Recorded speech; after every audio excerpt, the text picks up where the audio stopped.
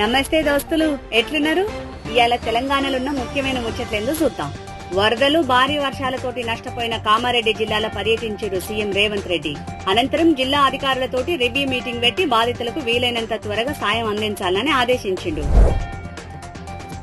September 6న జరిగే గణేష్ నిమజ్జనం సందర్భంగా రేవంత్ సర్కార్ 30,000 మంది పోలీసులతోటి భారీ భద్రతా ఏర్పాట్లు చేసింది. 6వ తేదీన హుస్సేన్ సాగర్ లో 50,000 విగ్రహాలు నిమజ్జనం అవుతాయని అంచనా. ప్రభుత్వ ఉపాధ్యాయులకు త్వరలోనే గుడ్ న్యూస్ చెప్పనుంది రేవంత్ సర్కార్. ఇక నుంచి ప్రతి నెల ప్రమోషన్లు ఇవ్వాలనే ఆలోచన చేస్తున్నది. ఇప్పటికే విద్యాశాఖ ప్రతిపాదనలు కూడా పంపింది.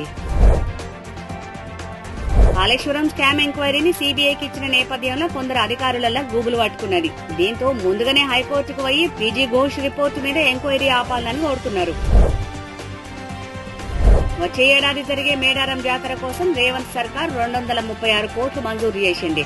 గదుల నిర్మాణం, రహదారులు, జంపన్నవాగు, ఇతర అభివృద్ది పనులు ఇప్పటికే మొదలైనాయి. గతంలో ఎన్నడూ లేనంత వైభవంగా ఈ జాతరను నిర్వహించనుంది. టీఆర్ఎస్ లో కవిత వ్యాఖ్యలు ప్రకంపనలు రేపుతున్నాయి.